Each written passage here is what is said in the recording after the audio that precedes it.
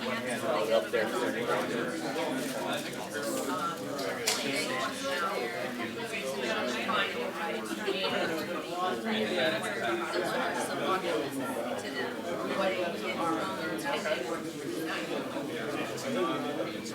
It doesn't have to be lengthwise, but I think several months because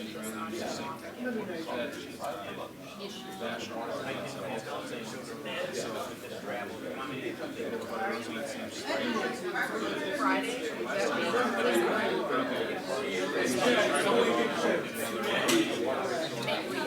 getting it out.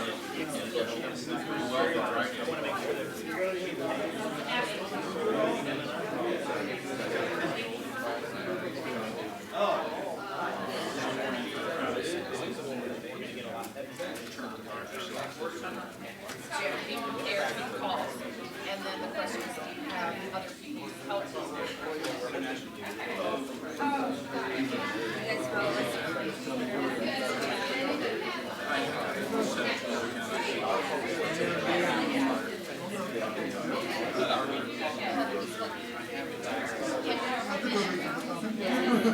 So they make the outgoing calls, and then your folks handle the stuff that comes back. Sounds great.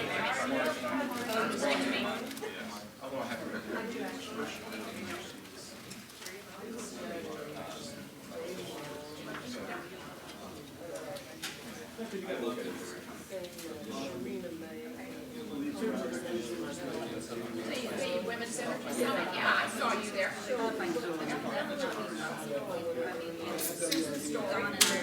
Oh, yeah.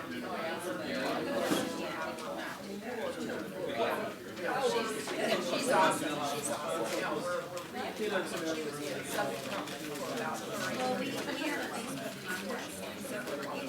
about a lot of increase. Start out at 100%.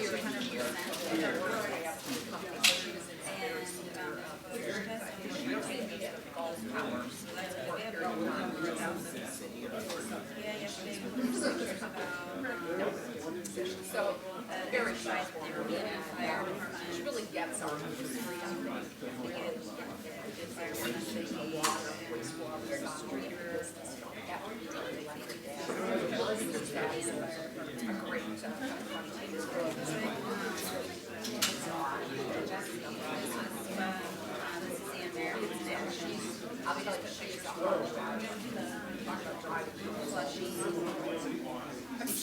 she comes across very personable. Don't let that be. She is tough as nails underneath.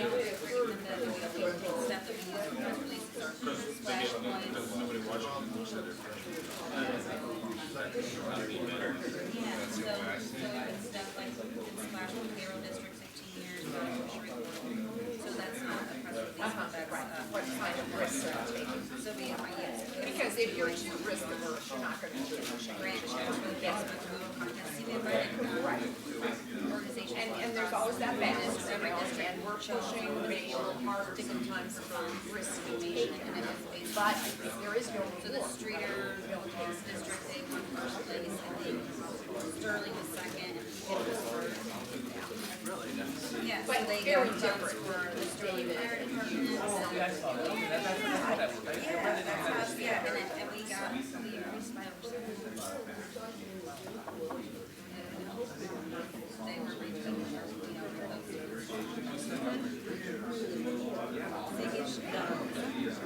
not unless it's large enough that it was going to West otherwise might have been there. I don't really go to those. you would not believe how many I've historically been and they've all been like sort of usually I mean, Kevin knows. all right, very good. Yeah. So here's Chicago. I got the It's all right. Well, I found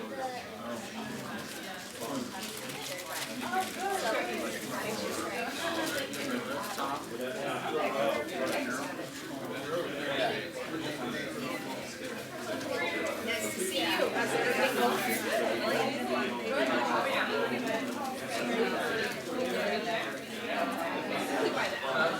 that's why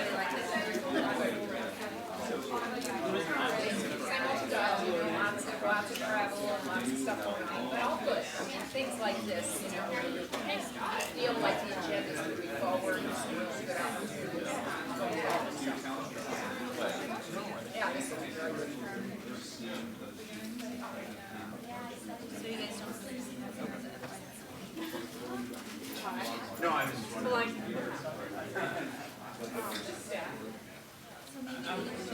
Yeah. Got my charger already.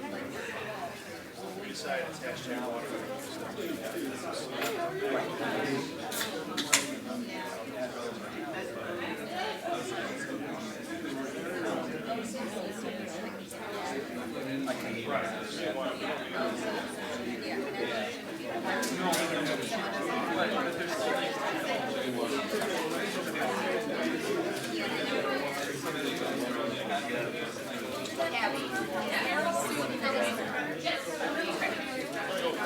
Oh, I know, that's fine.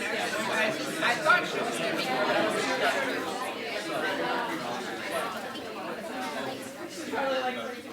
I get it.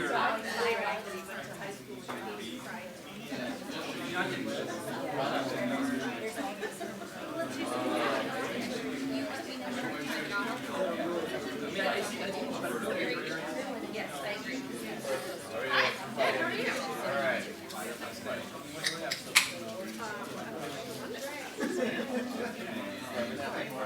Well, yeah.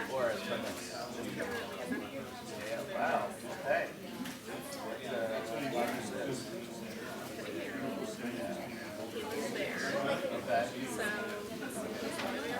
Okay.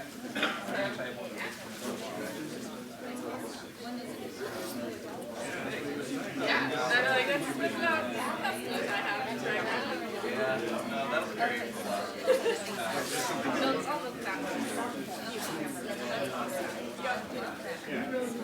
And then it's like, oh yeah, yeah. So I don't even know which to like leave it for like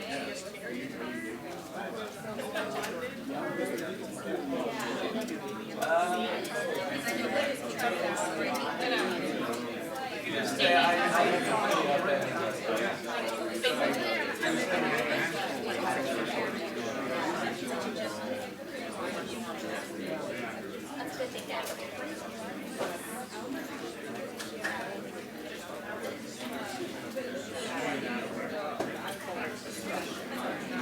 just a step for it up a little. I know, yeah.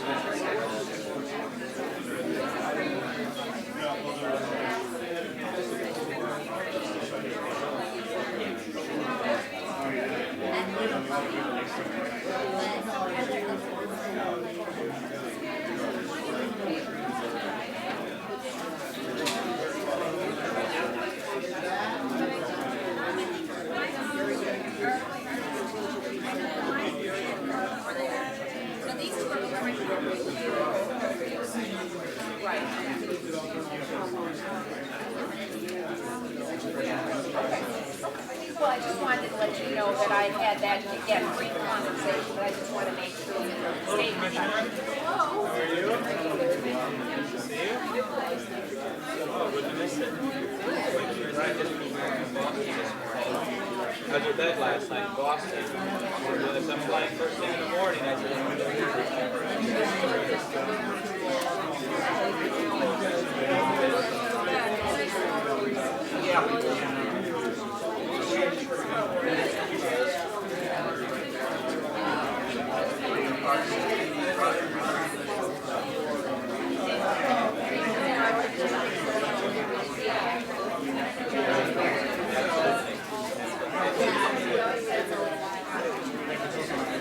I look forward to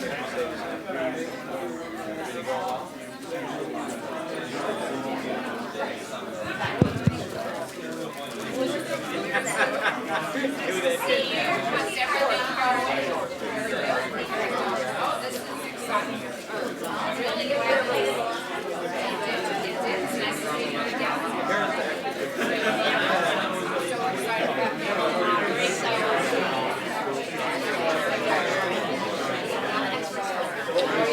and I understood that Josh has such a great speaking schedule now that he has to be in Champaign today.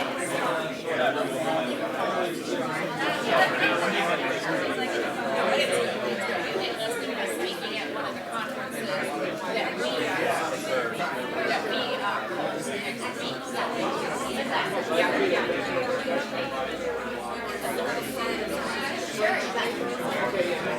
You bet. I'm sure.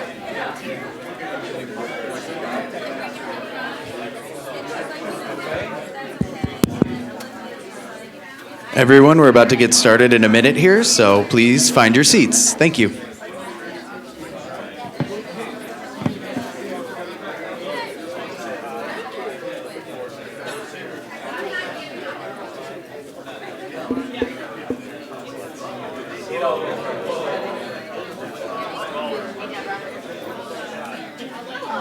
How are you? Once again. Oh. Well, we love working with you. Great.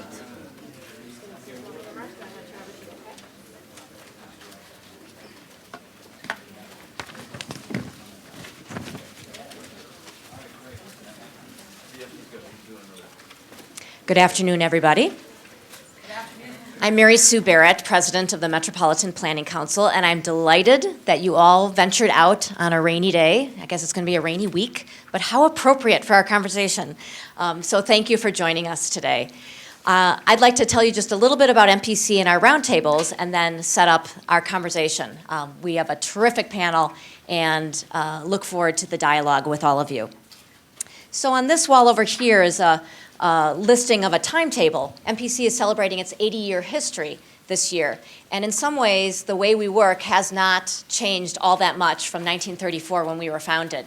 It was the year of a World's Fair, and the people who came together to form then the Metropolitan Housing Council were very concerned about the terrible living conditions of the working class. So knowing that tens of millions of people were going to be coming through Chicago, they took 2 worker cottages and did an extreme home makeover, showing what was possible. And that's, in some ways, what we do today. We like to show what is possible by bringing the right people together. Research is often a part of it, or data analysis, but then also convening across business, government, and civic, the right minds that come together to broker through the art of negotiation what is needed for our region, often inspired by other places around the US and around the globe.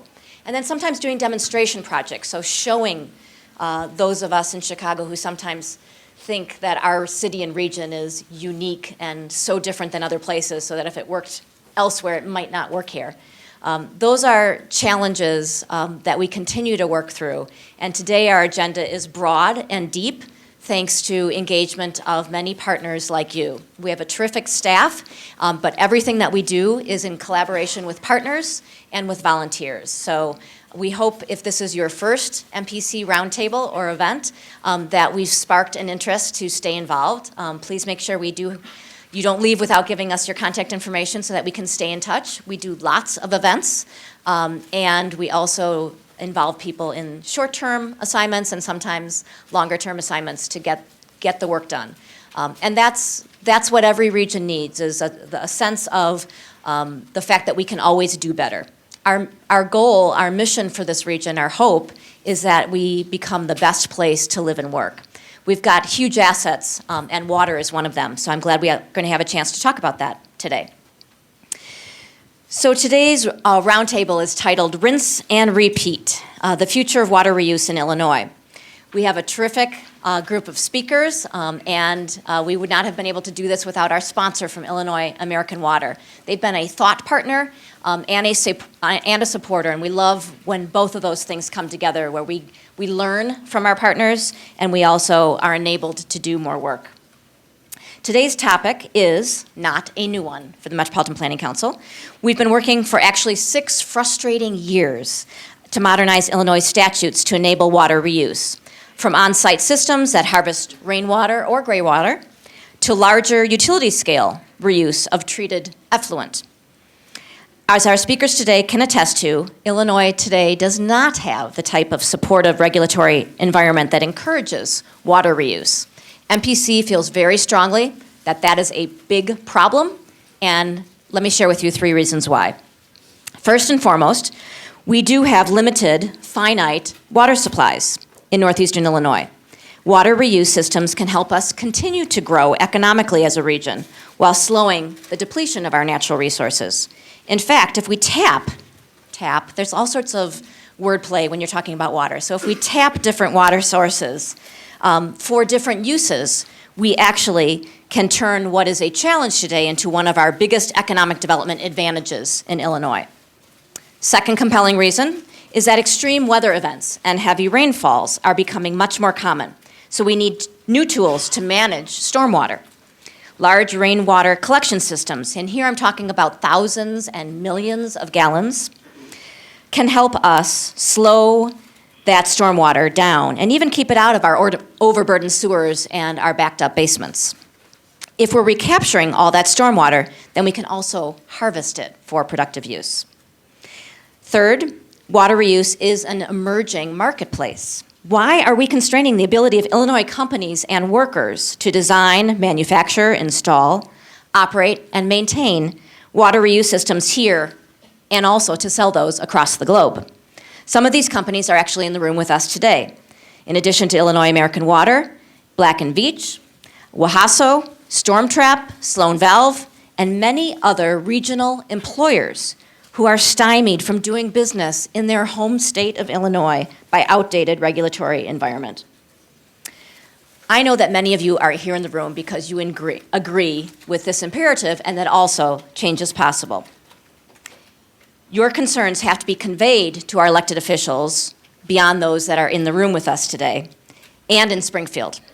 I hope that we can return to this enormous communications challenge as we proceed with our discussion today. I'm so glad to welcome the diverse audience today in attendance, and especially want to give a shout out to the representatives of the Metropolitan Water Reclamation District of Greater Chicago, which covers Cook County. We have Commissioners Carrie Steele and Mariana Spiropoulos, and another elected official who doesn't need to be convinced about the prospect of water reuse, and that's our moderator, Commissioner Debra Shore. Commissioner Shore, who's been a very long-term partner with MPC, has been at the leading edge of changing what I've just described, changing our mindset from waste management to resource recovery. On behalf of MPC, I'm really delighted to welcome Commissioner Shore to be our moderator and lead us through the conversation today. Thank you.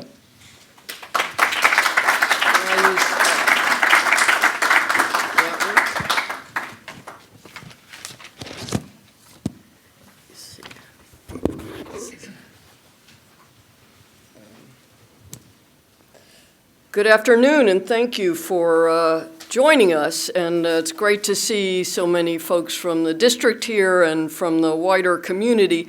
As Mary Sue said, and just to frame this for you, here in Cook County, the City of Chicago Department of Water Management and the other municipalities that withdraw water from Lake Michigan and filter it for use withdraw more than 1 billion gallons a day and then treat it, filter it, and provide it to the residents of Chicago and 125 other municipalities, as well as business and industry. And effectively, we take water out of the lake, we use energy and chemicals to filter and treat it, we send it through pipes to our homes and businesses, where we essentially use it once. Then it's sent to be processed at sewage treatment plants, and then it's discharged to the Gulf of Mexico. How smart is that? People intuitively know and get it that it just makes sense to use water more than once before we send it away. And that's what we're here to talk about.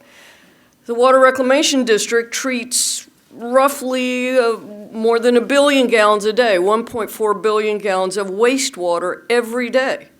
And only a tiny fraction of that is currently reused, mostly for irrigation of golf courses or athletic fields. I just returned recently from the big WEFTEC conference in New Orleans. It was kind of interesting to be there at the terminus of what we're sending from Cook County down the Mississippi. But at the conference, Wade Miller, who is the former director of the Water Reuse Foundation, said arguably the most important resource in wastewater is the water itself. 32 billion gallons of effluent are discharged into the nation's waterways, including 12 billion gallons to the oceans, and only about 8% is beneficially reclaimed. He also asserted that there'll be a 40% disparity between supply and demand by 2030. But he projects a 5% growth annually in reuse of water. He says the burning platform is water scarcity. 97.2% of the water on the planet is saline. And so the only new sources of water are desalination or reuse. And the cheapest source of water is the water we already have. Those of you who've heard me talk before know that I often use props, and so I've brought two today. The best book I've read in recent years is called The Big Thirst by Charles Fishman. And one of the points he makes in the book is that in the last century, we moved water to people. In this century, people will move to water. And what that may mean is an internal migration of people from the coasts and from the arid parts of this nation to the Great Lakes cities because of our access to water. So I would argue that we have both a moral obligation to be good stewards of our water resources, but also an economic driver for growth and opportunity here. Within the last hour, the Water Reclamation District delivered its 2015 tentative budget to our offices. And on the back, it says recovering resources, transforming water. One of the initiatives is water reuse. And it says the Water Reclamation District is working with the Illinois Department of Natural Resources and large industrial users in the Stickney and Calumet service areas to explore options for the reuse of treated water within the industrial community. By offering this water to industrial users for non-potable use, industries can realize significant cost savings, and additional fresh lake water allocations will be conserved or made available for communities in need. This is the future. At the WEFTEC conference, Gina McCarthy, the EPA administrator, said, clean water isn't just a health priority, it's an economic necessity. The Clean Water Act is just as much about a healthy economy as a healthy people. So what are the obstacles here, and our panel will no doubt address them, to promoting reuse? And I'll just tick off a few and hope that they'll amplify this. But one is that people in the Chicago region, even with the increases in water rates that I think were wisely made by the city of Chicago, potable water here is cheaper than any other major city in the country. So cost is not a driver for reuse. The distribution system for potable water, namely the pipes, is already there. And we don't have a distribution system for reuse water, and that could be a prohibitive cost unless, I believe, it's in a radius somewhat close to the treatment plants. Public health concerns need to be addressed, and often there's public perception that deserves education and outreach. So with us today are three very able and qualified panelists. First, you'll hear from Gary Hunter, who serves as a senior wastewater reuse process specialist for the engineering firm Black & Veatch. Then from Jeff Kaiser, who for more than 28 years has been involved in the planning and development of water and wastewater infrastructure and now works with Illinois American Water. And finally, Justin DeWitt, who's the chief engineer for the Illinois Department of Public Health's Division of Environmental Health. He's the regulator in the group. So please welcome Gary Hunter.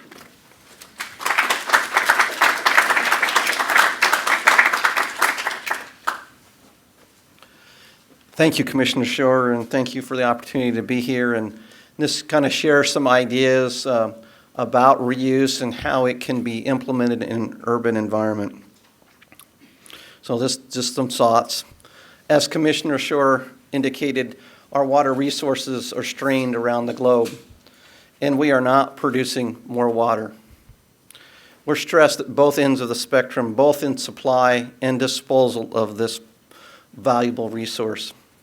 And just make some indication here is part of my remarks here were actually taken from a presentation that Black and Veatch gave in Bangkok, Thailand. And you can see that somewhat similar thoughts and ideas and concepts roll as we move into the urban environment. That's not just Chicago, but many other urban utilities are looking for opportunities to better utilize the resource that they have. As Commissioner Shore indicated, I just have the UN declared that water issues will be the most important environmental issue in the 21st century, and she elaborated a little bit more on that. So as we move forward, we can see that water conservation, including reuse and recycling, must be our new paradigm as we move forward. Many years ago, urban communities looked at water conservation as the key to improve their situation. And in many cases, that helped considerably. If you look at the city of Phoenix, for instance, they have implemented a very large water conservation program. Their per capita use in Phoenix at that particular time was around 150 gallons per day.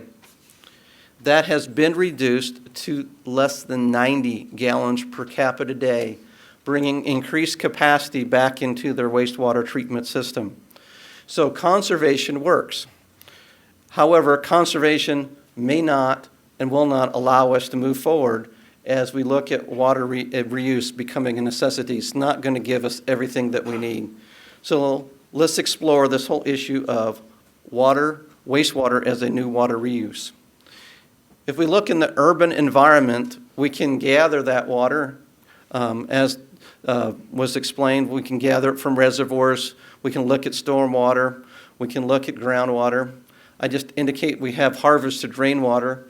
That is the concept that Denver is looking at pretty heavily as they put treated effluent and stormwater in, and then they take it out along the Platte. So there are other options I think that could be very creatively implemented here in Chicago.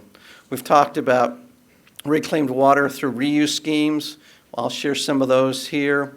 We can look at that internally within an industrial process, and I'll talk a little bit more about that and then conservation. So as we look at strategies as discussed, there are a lot of policies that need to be looked at and implemented.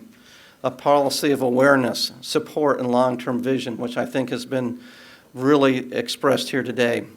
And those in terms of economic drivers, because those utilities and cities who essentially look into the future will allow that economic drive to continue. Develop investment strategies in terms of technology and approaches that will foster this approach by moving forward both in the public and private interest.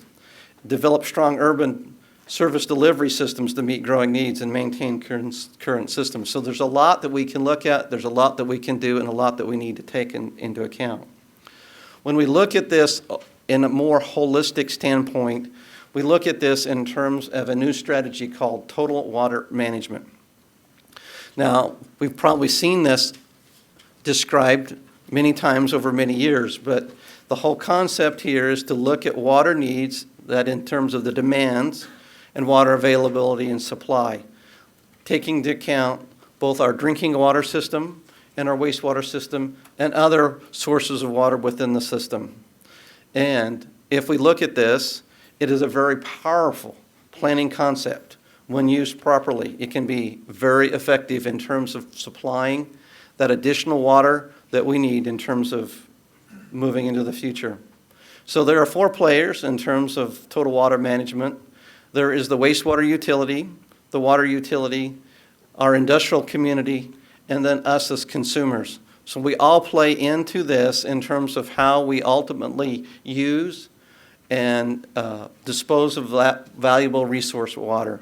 So in terms of the wastewater, as mentioned, the city of the Metropolitan Water Reclamation District of Chicago has about $1 billion of 1 billion gallons of water a day that they can essentially provide to different users within the community. Oftentimes we look at that in terms of irrigation, but that can be other items we could look at. That could move over to industrial consumers. Oftentimes that is mostly looked at in terms of power generating stations who use large amounts of water in terms of cooling. So we can supply that.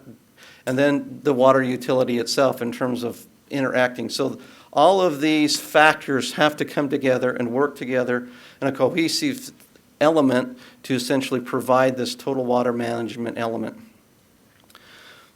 Just to mention that oftentimes when this is first discussed, wastewater is the most overlooked resource that we have. It's our valuable resource, and we have a lot of it in Chicago.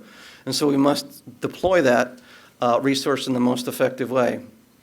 And to note, the wastewater treatment investments here in Chicago as well as other are going up. So we need to essentially look at how we can effectively do that. I did talk a little bit about water conservation and the impact it can have, but it can have other impacts in terms of looking at better irrigation policies in terms of parks and green spaces. We can look at, again, the large commercial users. Oftentimes there's ways that they can conserve water as well. So there's a lot that can be done to implement water conservation and reuse right at the source. So why? Why reuse water?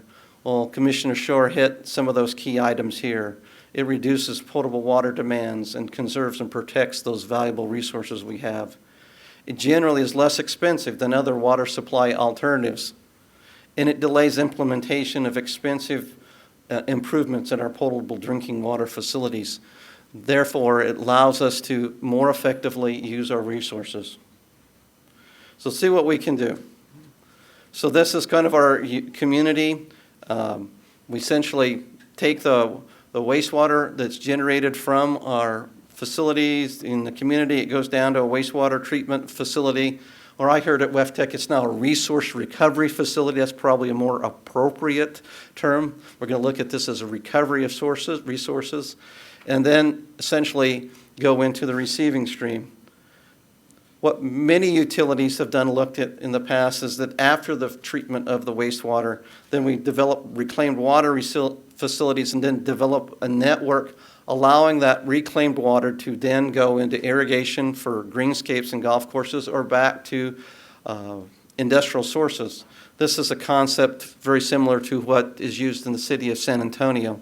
They have a pipe network that contains reclaimed water around the entire city so that people can tap into that reclaimed water and use it as they need it. So let's kind of think maybe a little bit differently, especially in the urban corridor where digging up large areas could be very difficult. Look at in terms of satellite facilities.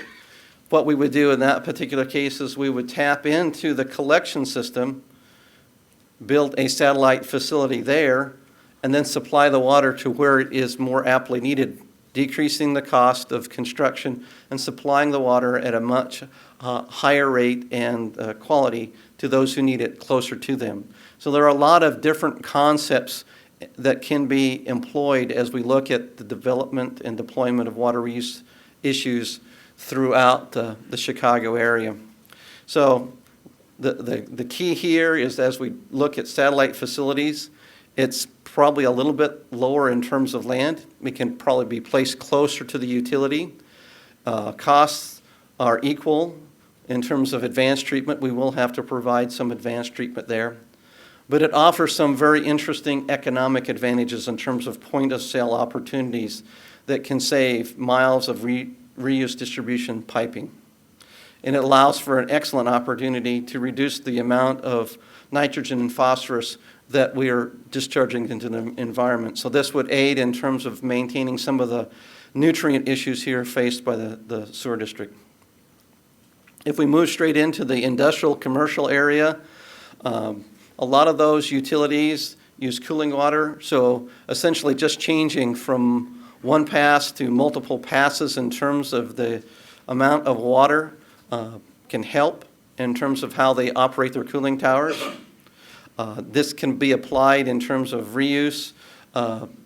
We're working with a utility in Oklahoma City that essentially takes 10 million gallons of water from the wastewater plant in terms of to a cooling tower, power generating station. They use it about 4 to 6 times, and then they essentially blow that back down to the wastewater treatment facility. So we can develop that pretty cost effectively in terms of the amount of treatment that's needed, and then work with the utilities in terms of how that's deployed in the cooling towers. I've seen other industries that essentially take their own wastewater effluent through a small treatment facility and then deploy that into cooling towers. There's a lot that can be done in terms of how we look at cooling tower effluent. The next item I'm going to talk about is sort of a dual distribution system. This is sort of kind of looking out into the future and also looking at sort of new type of things. But I just mentioned that our typical water consumption in terms of wastewater is about 110 to 150 gallons per day, and I mentioned the Phoenix example. In Asia, that's a little bit smaller. It's about 44 gallons per capita a day. So we probably need to be looking overseas and looking at how our neighbors across both oceans are looking at and implementing water reuse and water consumption. You can see here that of that 200 liters per day, about half of it, a little bit over half, is used in toilet flushing, bathing, and washing. So if we can use other types of methods in terms of providing that into homes, that it might be a really interesting way of being able to decrease the amount of water we use and essentially look at point of use reuse. Dual systems so promote more efficient use of water, smaller pipes for potable water, and larger pipes for fire protection, toilet flushing, and non-potable water uses. And so being able to provide a dual system can promote safer water. Smaller pipes do not accumulate as much bacteria, so we have ability to change over and use those resources more effectively. And they can be plumbed right into a building's infrastructure when constructed. So this is looking at a lot of new construction, but trying to implement this in an urban corridor gets a little bit more challenging. Kind of gives you some feel. So we take the wastewater effluent and essentially put it into a new distribution system that runs through a reservoir, and that reservoir essentially then feeds the residential reuse community as well as commercial users back into the city. That allows us to essentially protect our existing water resources and deploy them where needed in the urban environment. So that can be done in a lot of different ways. If we're just looking at new suburbs, maybe we take it from a local treatment facility and build a fire storage there with non-potable water or reclaimed water, and then feed back into the suburbs. So implementing it and looking at this, we have to look at it from a regional standpoint, but deploying it is I won't say easy to do, but one that we wouldn't have to think about in terms of planning council and how we would deploy that. But these are things that other large metropolitan utilities are looking at throughout the country and throughout the world. So just in conclusion, water reuse is coming. It's probably coming faster than we would expect. There are various methods to essentially exist to better utilize our water resources and deploy them and be able to provide an economic incentive to the community. What we agree to is that there's a fair amount of regulatory guidance that is needed in terms of helping along that way, and then we believe that water reuse can be effective in large urban communities like Chicago. And with that, which way do I go? Jeff Kaiser. Jeff.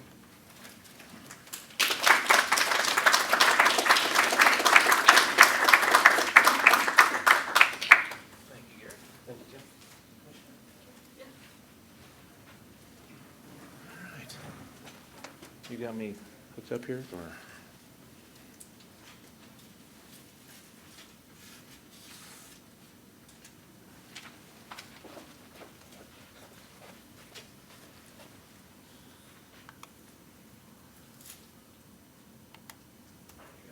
This is him. All right, great. Okay. All right. Well, thank you very much for having us here today. I'm going to try to not duplicate some of the things Gary said, but get a lot of the same messages. And so we'll jump into this. Just so you know, Illinois American Water is where I work.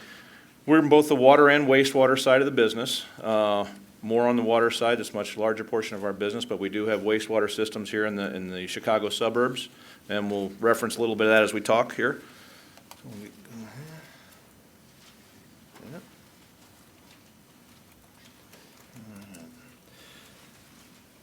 Historically, and Gary really alluded to this, wastewater is something that we get rid of. It's never really historically been thought as a resource. If you look at the old river towns, the water intake is on the upstream side of town, the wastewater discharge was on the downstream side of town. It was to get rid of it. We never really envisioned, back when our majority of our systems were built, that we would want to reuse wastewater. And we've kind of designed and built ourselves into a box that isn't going to easily allow that to happen with our existing system. So we're going to have to think of new ways to do this and new methods to treat our wastewater, to reuse our wastewater that isn't just a disposal method. It really is a reclamation method.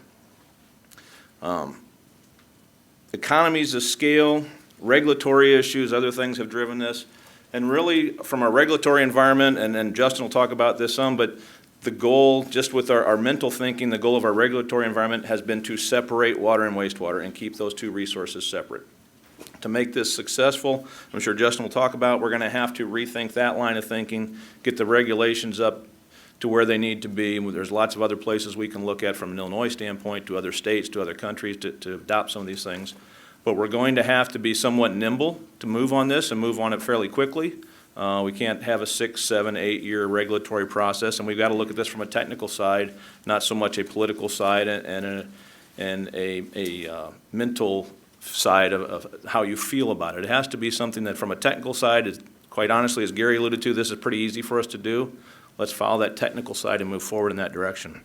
And really, you know, what I'm wrapping up here in just this initial slide is, it's not a liability, it's a resource. And we've really got to change our mindset. We've got to change our regulatory environment to think of things that way. Keep it open here.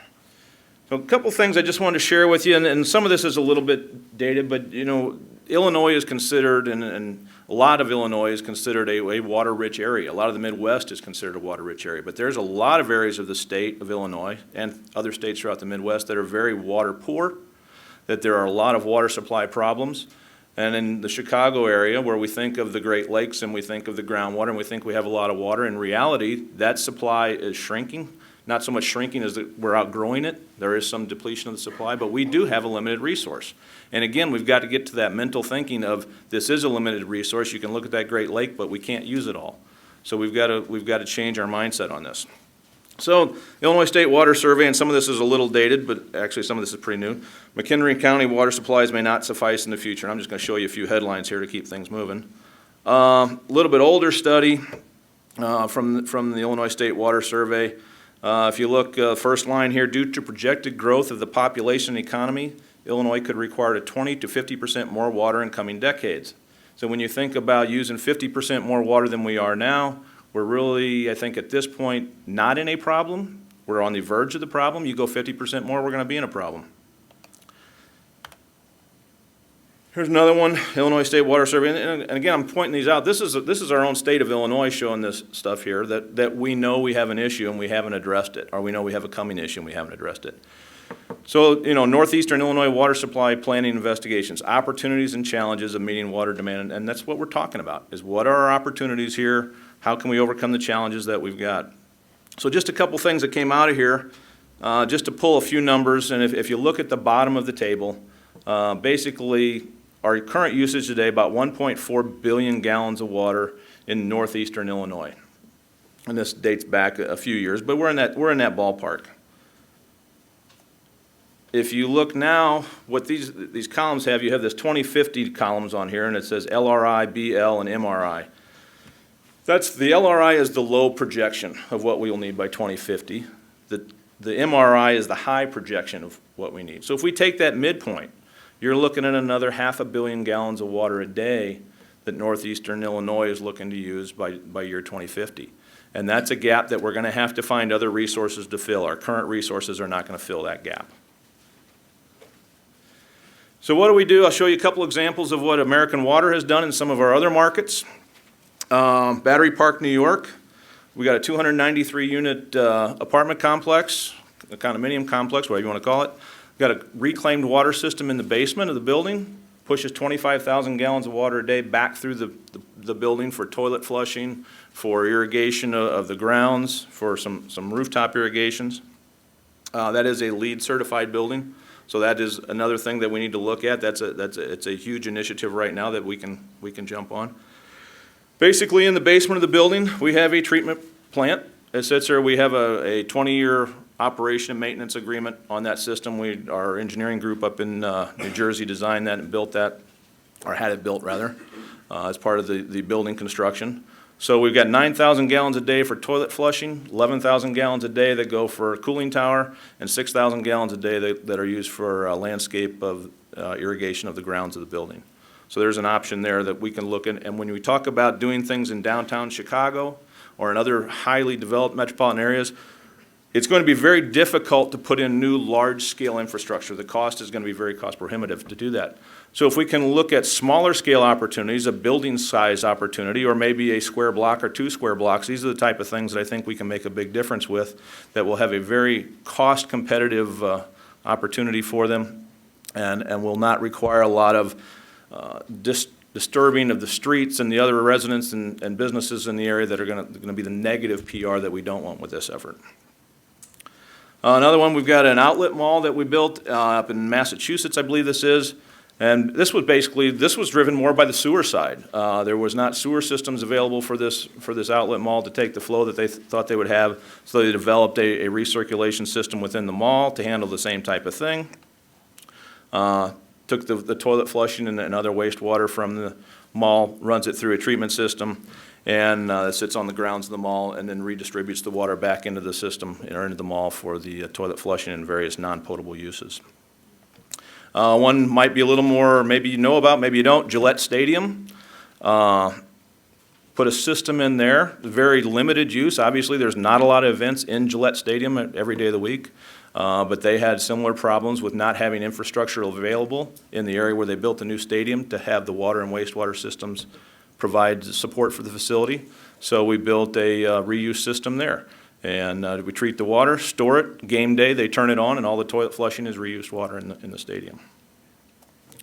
The other side of the spectrum, in more of a direct reuse method, or indirect, however you want to look at it, Orange County, California, 70 million gallon a day wastewater plant. We treat to a high level and we re-inject back into the groundwater table. So while it is not a direct reuse, we're putting it right back into the resource where we pull it from, helping to maintain the groundwater levels in that area. So that's another option in certain parts here we could look at. That's just an old picture I like. I got that on a lot of my slides. That's, when a lot of our systems were built, and I think this is important. This is what a construction site looked like when a lot of our infrastructure went in the ground.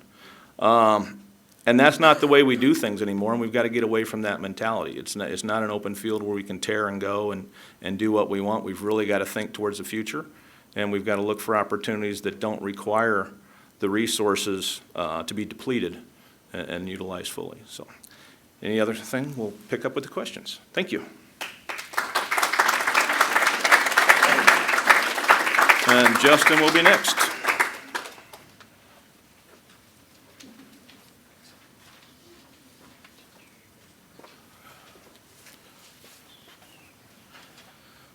So my slides did make it this morning, or actually late yesterday, good thing.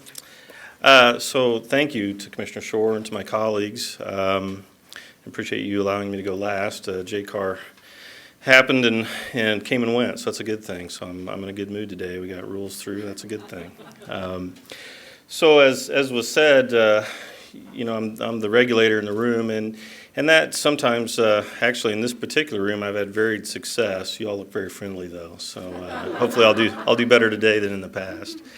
I want to make a few comments before I get into my slides. Water is at the very heart of public health, and even more specifically, it's at the very heart of environmental health, which is what I do, which is the environment we all live in. And my job, is to try and make the world a healthy place for all of you to live in and to do what you want to do, and to provide that sort of backup or assurance to make sure that when you get a drink of water from a public drinking fountain or visit someplace in the public like the Bean, that you feel comfortable that water's safe, right? I mean, do you even give a second thought to it? Probably not, and that's due in large part to the people that I work with, the tradespeople, the licensed plumbers, and varied folks across a broad universe of regulation and public involvement to make sure that those things happen so you don't have to think about it. So when we talk about water harvesting and reuse, and it's been said already this morning, the regulatory reaction is, oh, let's not do that, because we've spent lots of time and effort to separate those streams and to get them very far apart. And I do recognize, as does the department, that line of thinking has to be modified somewhat as we go forward. And hopefully my slides will sort of lead you in that direction, and we'll see how it goes.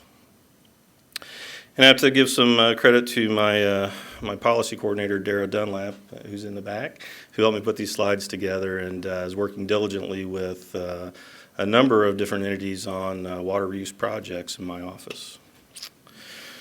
So it is gaining popularity in Illinois. There's been quite a bit of water reuse going on, sort of under the radar, even below the regulatory radar in many cases, and certainly within the city of Chicago. Chicago Park District has spent a fair amount of resources installing reuse systems along the lakefront at their beach houses with varying degrees of success. Some operate well, some don't. It is environmentally sustainable. We're aware of that. I'm big into environmental sustainability, and we're trying to adopt policies within the Department of Public Health that echo that.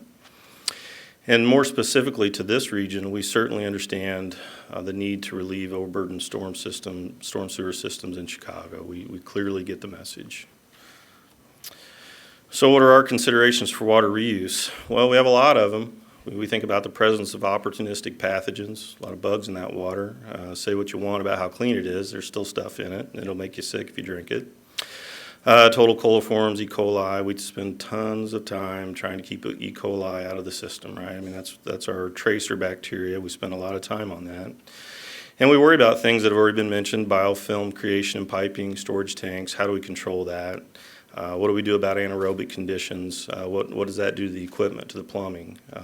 How do we deal with that? And then lastly, one thing that sometimes I think gets glossed over is the notion of water aesthetics. And if you think about water that's sat in an underground tank for about a month or so, and you can blast it with UV, you can do a lot to it, but it's still not going to make it smell nice, is it? So we recognize that is part of the public perception and part of the public health element, that the water we reuse has to be aesthetically accepted by the public. Otherwise, my phone will ring off the hook and we'll be at a dead standstill.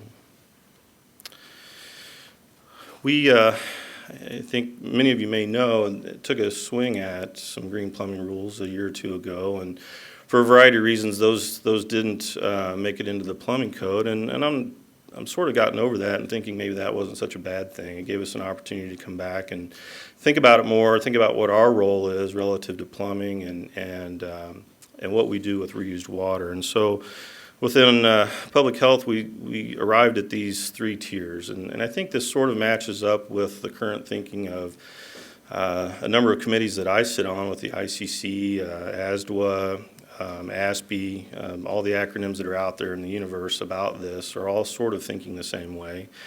So we made it easy on ourselves as we start to look at these systems, tier one being harvested water for potable use. And this really looks at you're going to drink it or there's full body contact. Maybe you're going to swim in it or you're going to shower in it, but your susceptibility is really high if there's a pathogen in that water.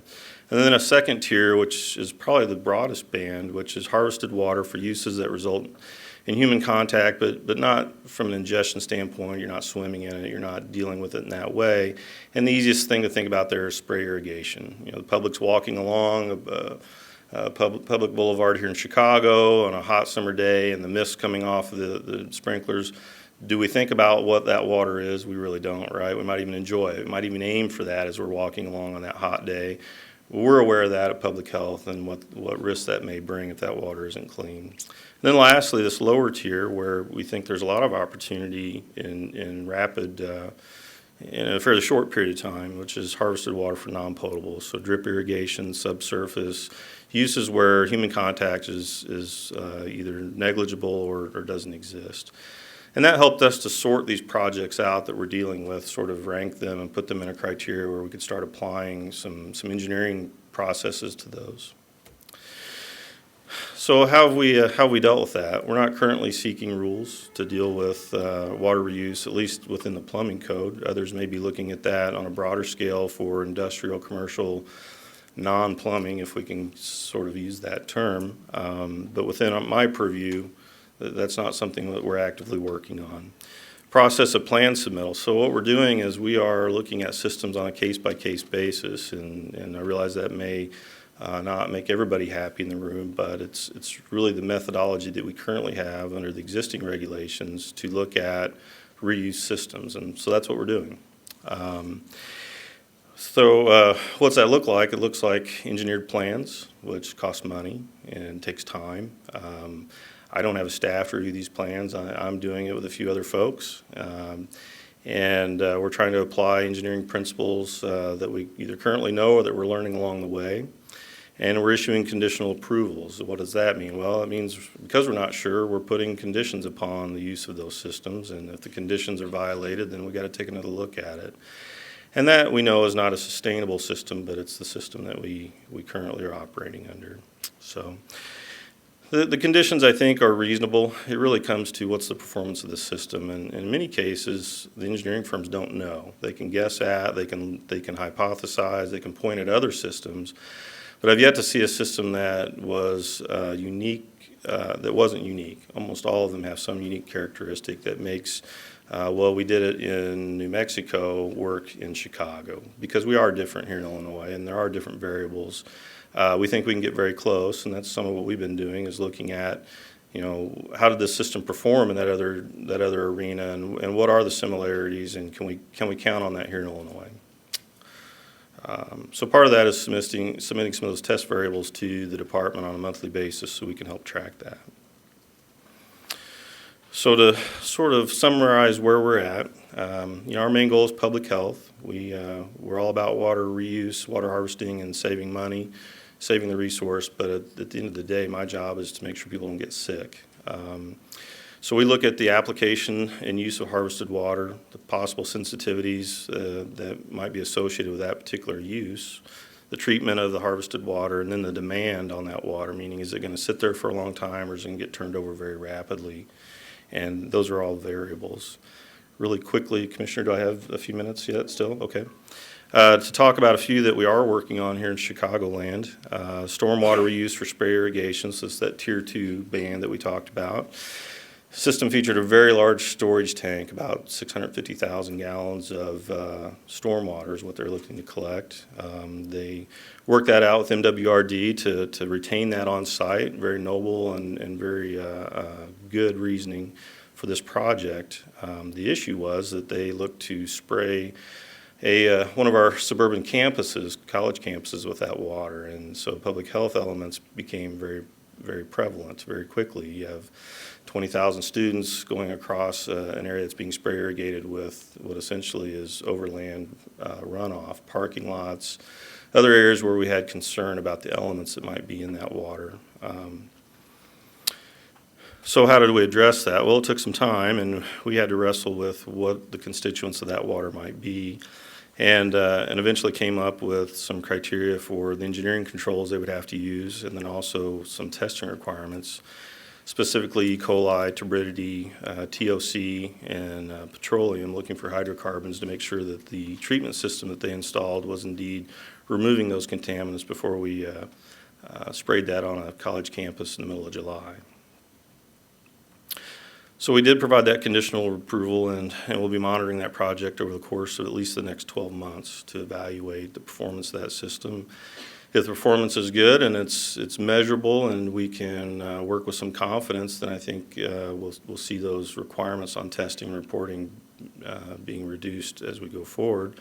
If we see issues, hopefully we can see those within that month time period and react to those and do the right thing. And I think our partner in this, the end user, is very responsible and they're very concerned about these issues, and we're very agreeable to the conditions. Another one, Tier 3, drip irrigation. This was a roof capture system here in Chicago for a new building, a storage tank.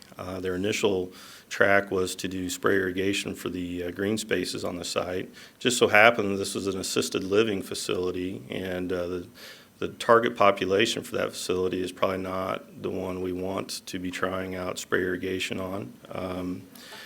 So in consultation with the developers, we moved to a place where the municipal water supply will be used for the spray irrigation, but they're going to do drip irrigation with the reclaimed water. And we think that's a very responsible approach. And again, as we see the track record for water quality trend, hopefully in a good direction here in the Chicago area, perhaps they can make provisions to return to spray irrigation with that water in the future.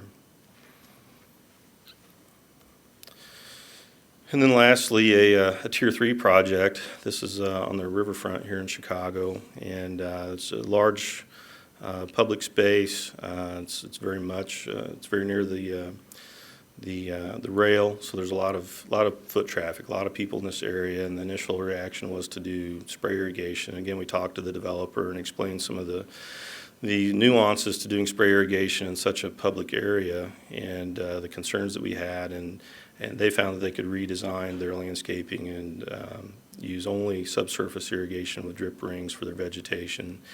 And again, I think this is a smart application. They'll be able to reuse the water they're harvesting so the resource isn't lost, but I won't have to deal with any public health implications that might come of that. And I think overall their cost of operation will be less.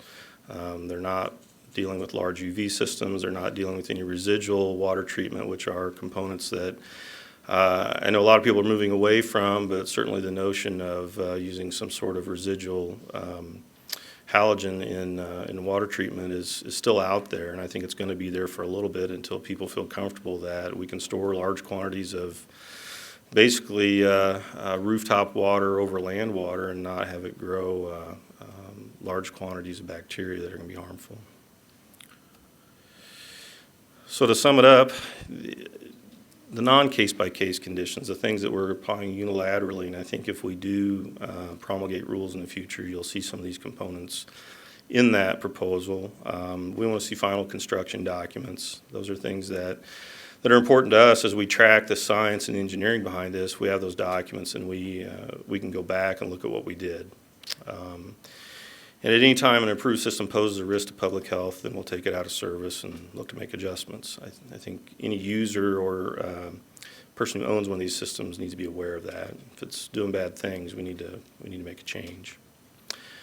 We are keeping a little tight leash on changes to the system. One of the things we get worried about is, hey, there's a nice PVC pipe in the yard. I'll just go ahead and tap it and run a sprinkler head off of that. And so we are trying to keep a pretty tight rein on adjustments to these systems so that we don't have that ill-fated connection where somebody puts a hose bib on a reused pipe and it ends up going somewhere we don't want it to. And IDPH, through its authority to regulate plumbing, essentially is how we're approaching these systems, and we'll continue to do so until we sort of figure out where IEPA, IDPH, some of our other partners in regulating want to sort of split the baby. But right now, it seems like IDPH is front and center. So this is how we're situated. I think that's it. Thank you.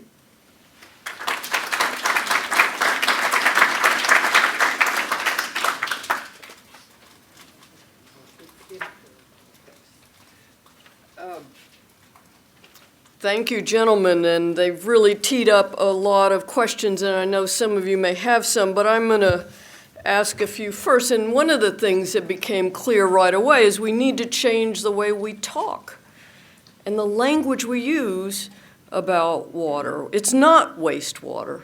It has value.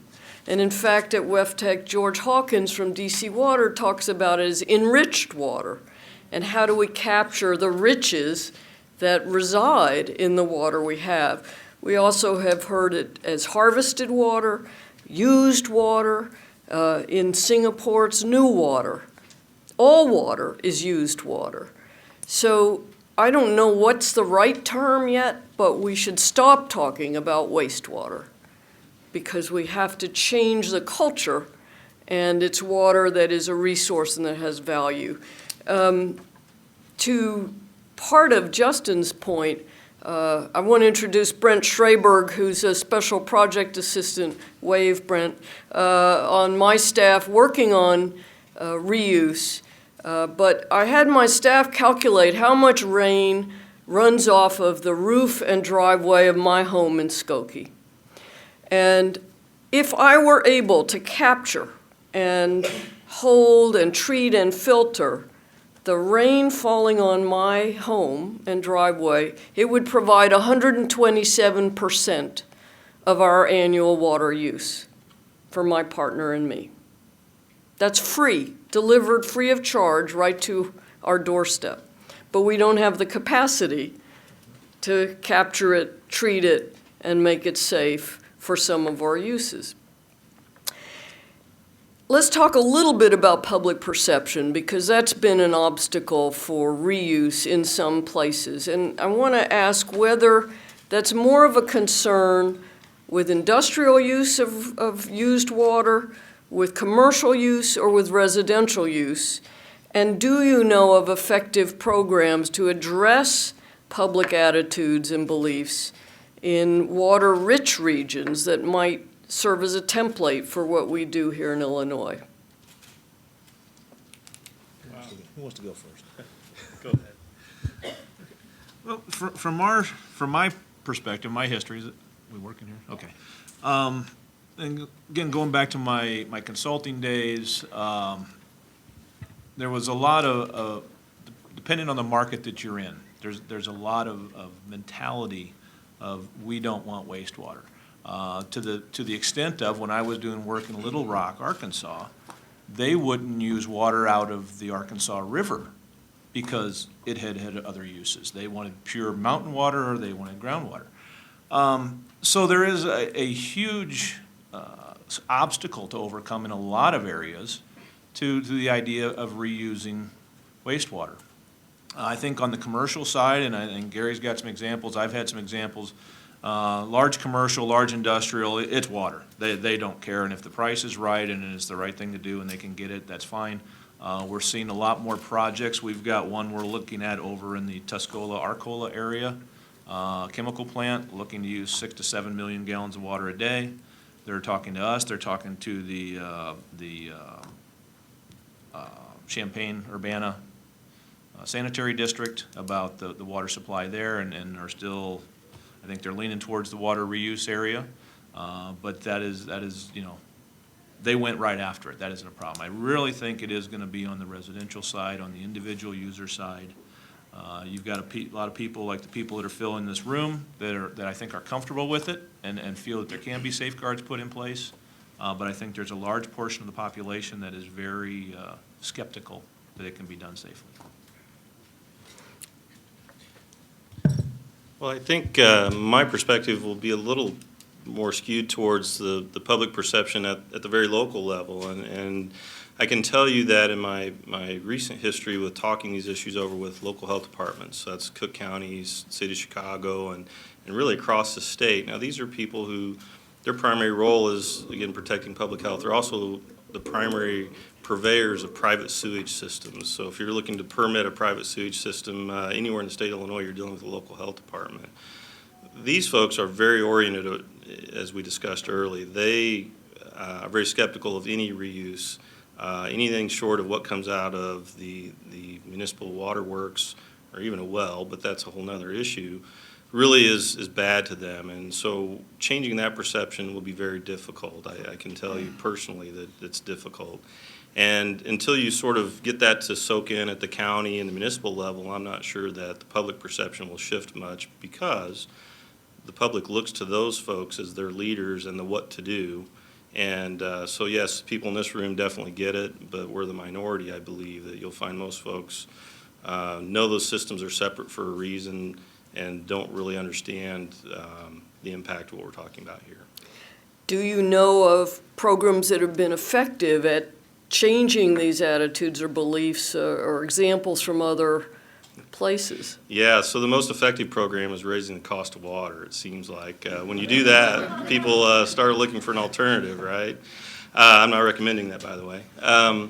You know, we see it in the arid Southwest where the perception has changed out of necessity, and quite honestly, that's what I see here. I think you could preach a lot. We could have a lot of meetings, a lot of town halls that would be sparsely attended because people just aren't feeling that crunch or that burn. And so as I sit here, I don't have a good idea of what the public outreach campaign would look like to get people to sort of turn and face this issue and treat it like it's a real problem or a real opportunity. I just could add, Commissioner Shore, you know, it's amazing what people will do when they don't have water. I want you to kind of think about it. We're a little rich, but when you don't have water, that changes a lot of your attitude about where things are at and where they're going. I think we have to kind of shift that attitude a little bit in terms of, well, we have water, but how do we use it more effectively? In terms of public, I think we can learn a lot from the Western United States and those communities.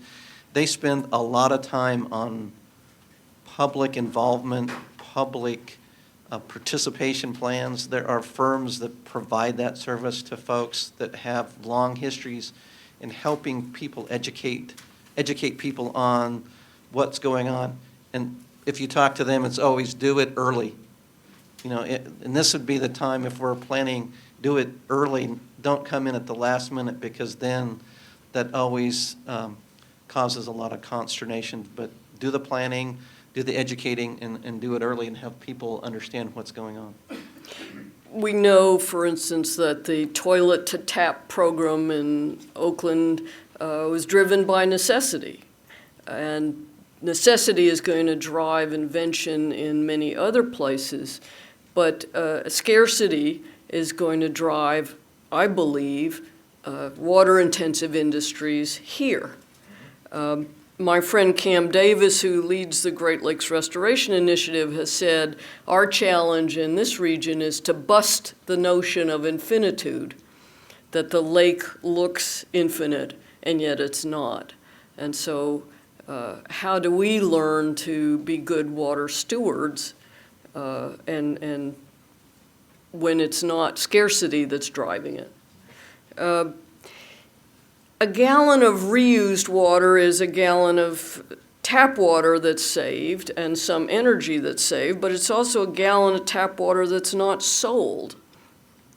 So what's an effective strategy to offset that concern that municipalities may see a decrease in revenue for potable water if reuse water becomes more of a factor? I'll try and start that off. That's an interesting concept, and in terms of water rates and water issues, I can speak from, I've spent the last 3 years serving on the State of Oklahoma Reuse Board and working with the City of Oklahoma City in terms of reuse. They look at this a little bit differently, I'll just offer. They don't, if they have reuse, that I think that shifts water versus maybe production. And they're looking at large opportunities, what's being entailed in the industry direct potable reuse in terms of bringing water over into reservoirs to be able to use it. So there's a lot of talk in terms of that particular element and in terms of how it's deployed and what risk we have and where we're going with all that. So I know they look at reuse as an opportunity to sell more potable water actually and actually not lose revenue. And in most cases, they've been able to do that. I will offer that when reuse first hit the concept, it was always we've got to discount the rate and sort of get people into buying it. I don't see a lot of utilities doing that today. I see them selling their reuse water at the cost of that water. There may be an initial investment and some paybacks and things like that, but I don't see many of them, especially in the West. That water's too valuable to sell at a discounted rate. And if you look at the water rates, and I looked at those for Phoenix, and I looked at them for Henderson, Nevada, the reuse rate may be a titch lower, but not much lower than what they're charging for their potable water.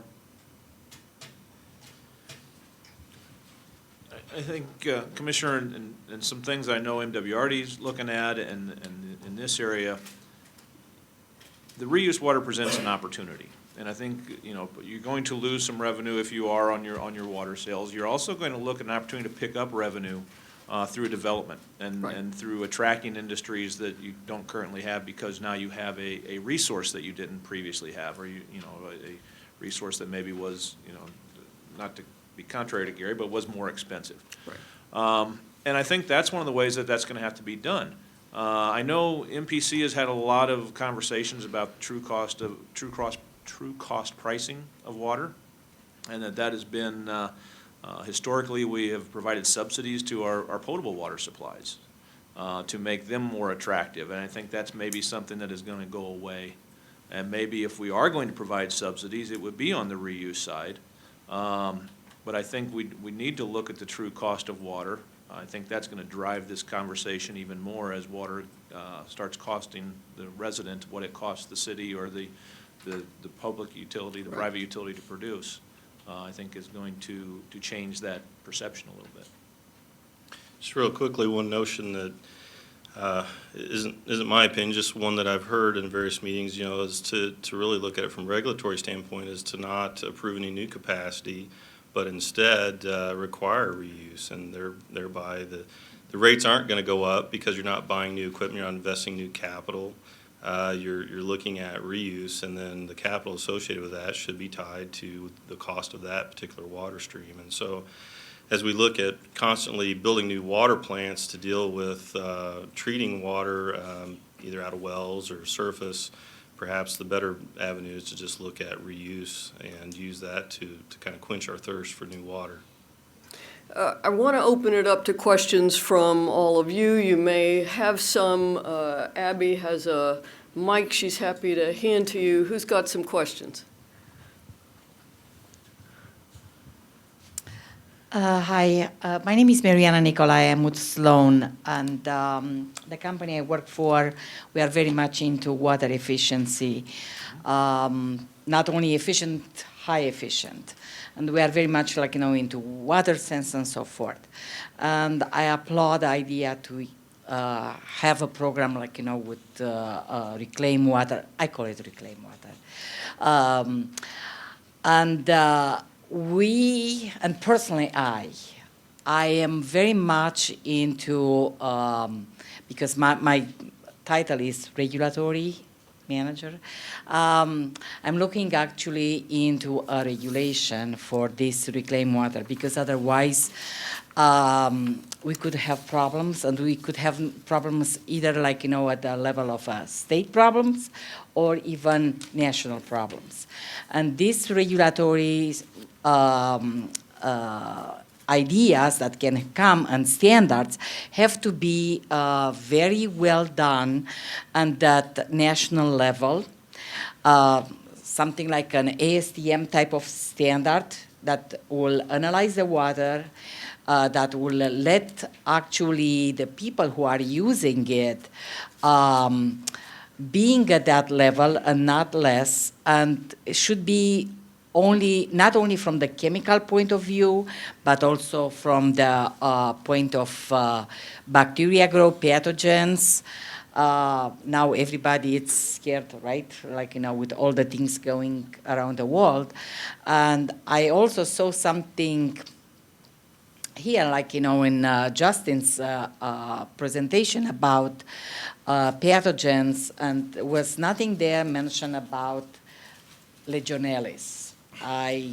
It happens that I know a little bit about it. It is a very strong type of virus. It's not a bacteria, it's a virus, and it dies only after 140 degrees water. So if you have 125, it will be very well thriving there. And if you are using that kind of water, let's say from showers or from sink, down like, to toilets in a residential area where our kids, things can happen. Things can happen, and people can be blamed. So in my mind, we should have standards there. These kind of problems can be actually going away if we will have these kind of standards that will regulate and people will use properly. And then, All right. Did you have a specific question? no, this was a comment, and I Okay. want, just to say, I think, when, in that example with the stadium, now it's my question. The stadium that is using 250,000 gallons of water, probably only 2 days per week. What is doing with that water that remains for the rest 5 days? There is a disinfection system with that process. Off the top of my head, I can't tell you what it is. That wasn't a system that I was involved with. That's one of our sister companies. But that system does have a complete disinfection system with it to address those concerns. Other questions? Gentleman in the rear. And please state your question crisply. So I'm Kishore Rajagopalan from the Illinois Sustainable Technology Center at the University of Illinois. My question is, one of the most significant water losses happens in the distribution system, and I did not hear the panelists address that, and that seems to be a fairly easy, low-hanging fruit.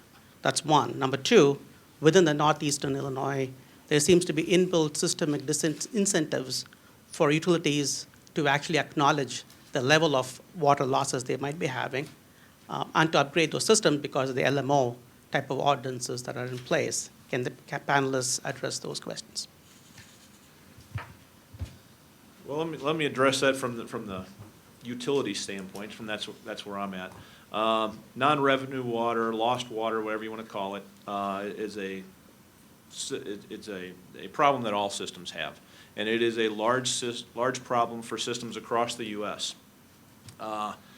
We're losing, on average, about 20% of our water per day, not Illinois American per se, but as an industry, 20-25% of our water per day goes to water loss. So leaking pipes, fire hydrants that leak and go into the ground that nobody sees, other areas where we lose water. There are some initiatives being undertaken to reduce those from a regulatory standpoint and get those numbers down. I can tell you from my history, again, on the consulting side, that was one of the businesses we were in, was in the doing the leak detection. You would see some systems that had 50% water loss in their system. And again, it comes down to spending dollars and where people want to spend their dollars. I do think that's an issue that we need to address. I can tell you a water system that has about a 10% water loss is a pretty tight system. It's very difficult to have one that has no water loss. 20% is not out of the norm. There's a lot of systems that are in that area, and there's a lot of systems that are much worse that need to be addressed. I think the state of Illinois is in the process of adopting some standards on water loss. I know with lake water there is already some standards if you have lake water allocations. So that will be forthcoming, but I can't give you any real details about where I think that's going to end up, because I really don't know. There's no question that there's leakage in older cities with older pipes. One of the reasons Chicago raised the water rates was to take those funds and put them back into relining and repairing older pipes. There's a fascinating document that the city of Chicago and every municipality that withdraws water from Lake Michigan files annually with the Illinois Department of Natural Resources their water use audit. And in 2005, Chicago was losing, through unavoidable leaks and unaccounted for flow, roughly 70 million gallons a day. They brought that down to less than 25 million. gallons a day. That's still revenue. That's water that's being taken out of the lake, treated, filtered, sent through pipes, and not reaching our homes and businesses. But the city's trying to address it. And clearly, that's a source of water that if we can reduce the leaks, provides more potable water for residential or industrial growth. One more question, then I have a final one to wrap it up. Is there another question in the audience? Abby in the back.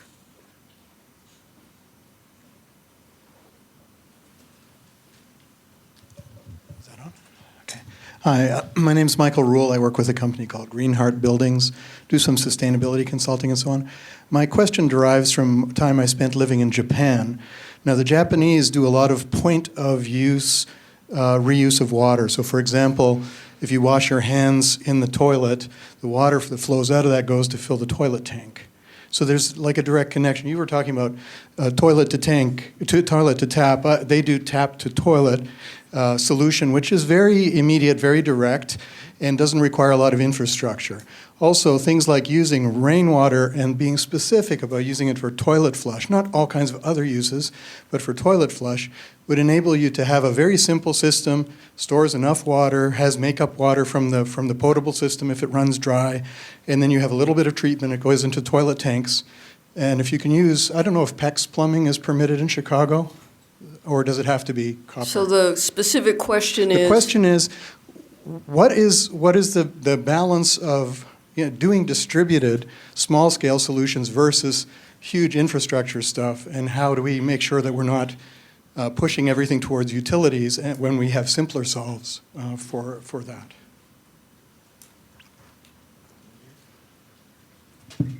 I think that's a really good question. I think that's the question everybody's kind of struggling with at this point in time.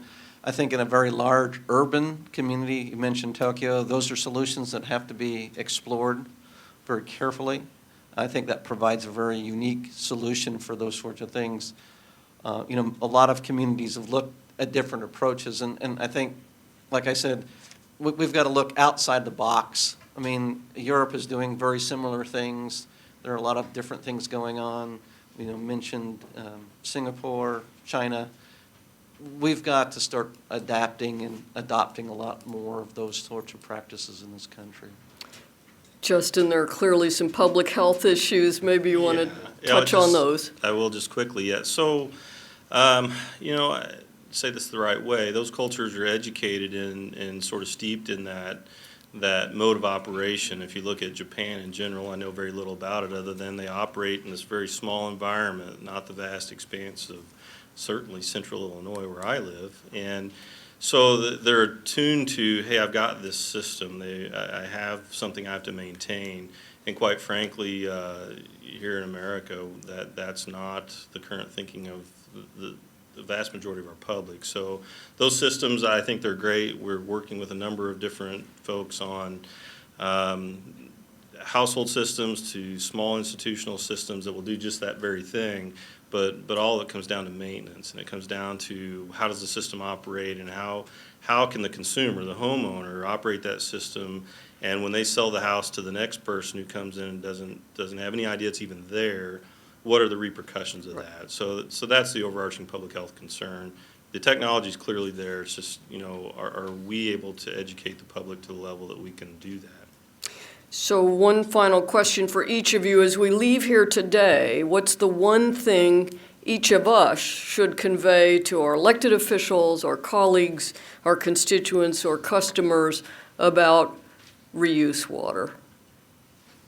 I'd be glad to start, Commissioner Shore. I think as we vision forward, we've talked a lot about water being a magnificent resource that we've got to undertake and utilize better. I think as we discussed, this issue of regulatory process, which is one we've been working on at the national level for a number of years, is one that needs to be attacked very, very directly and very quickly, and be able to allow for implementation of reuse throughout the metropolitan area as well as Illinois. I think it'll bring a lot of benefit. So I would err on the issue of regulatory involvement in pushing that element, that we need good rules, we need safe rules, We need to be able to present this resource to the public in a safe fashion. Well, I think the one message that we have to get out is that we need to act before we have to act. We're in a situation now where we can see what's coming. We've got some time to do things, and as Gary is saying, do them correctly. If we wait till there's a crisis, we're not going to do things correctly. I think that's kind of a proven over history. I think our job is to get the message to the public, get the message to our legislatures that now is the time to act on this, to do it comprehensively, to take the emotion out of it at the time of the crisis. And I think that's going to be the key to being successful in this. I think a message that has to sort of resonate, certainly here in Illinois, that's what I can speak to most clearly, is that the novelty is sort of wearing off of this, and it really is becoming an imperative for a lot of reasons, whether it's moral, ethical, whatever situation you personally have, that the notion that we can continue as we have and ignore the tidal weight of support is sort of putting your head in the sand and not seeing the bigger picture. And so for me, anyway, as a regulator, I've turned the corner on that, and I see that we have to acknowledge it, embrace it, but do it in the right way. And so if I had to convey a message, that's what it would be, is look, we really do need to do this for a lot of reasons. We have the technology to do it right. It's just, do we have the will to make the changes and move it forward?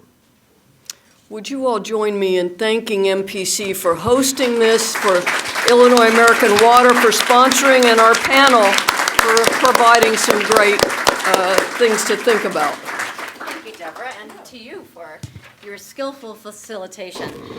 The questions, even though we only had time for a handful, really bring to light how engaged and informed you are and what a resource you are as an audience. There was a question about water loss, and I would point you to MPC's website, which has lots of resources, including a report we did called Immeasurable Loss, about some solutions that we are working with the Illinois Department of Natural Resources on right now. Our issues confronting this region are to each one and intertwined, complex. That's why we have to come together across sector. And so the speakers today, all of you, helped bring distinct perspective and expertise to help us understand these issues. I want to thank Carla Olson-Teasley from Illinois American Water, who's also involved as an MPC Resource Board member, for coming to us early on with the idea of doing an event like this. The challenges that we heard about today, water supplies being limited, heavy rainfalls, a stymied marketplace, exist because of impediments. But I think we turned that around today, and we talked about opportunities. If we can overcome our inertia, marshal science, and tap these partnerships that are really represented in the room, and we've got other folks that are participating online, which is terrific. To seize these opportunities, we can identify new water sources. We can identify new tools to manage stormwater, and we can expand our marketplace. And that, to me, is very exciting. All of us at MPC like to stress a long-term view and working cross-sector. We've been talking today about water reuse, but really that's the tactics we try to employ across the board. Looking to solve problems today, but that will serve us long-term. Building consensus between stakeholders across sectors. That's at the heart of really everything that MPC does. I hope that you'll stay in touch with us through our electronic newsletter, Reconnection. If we have your contact information, you'll be receiving that through social media and through events like these. I do want to both point you to the handout at your places and also highlight a few on the screen.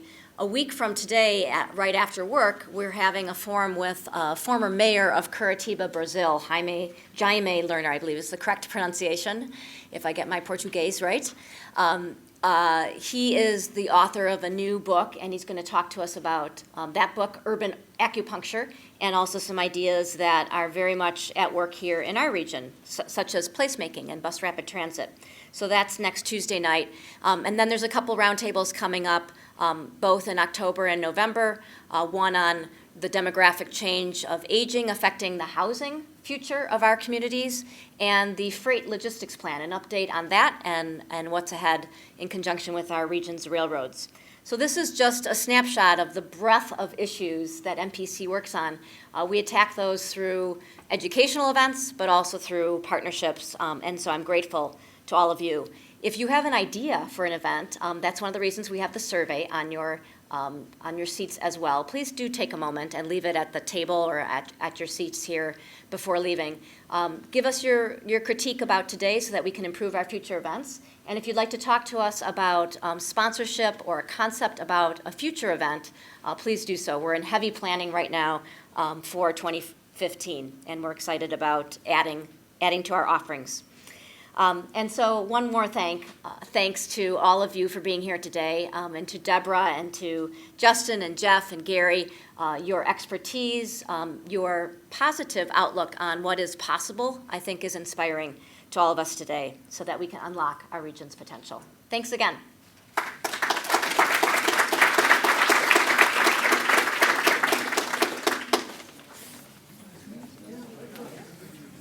Thanks for your question. Oh, absolutely. Nice meeting you. I follow up all the time, but I cannot do seconds. Yeah. And Great to have you here. We'd love to work with you on future events. Sounds like you've got a lot of knowledge. thank you. I try to keep abreast. Yeah. It's important.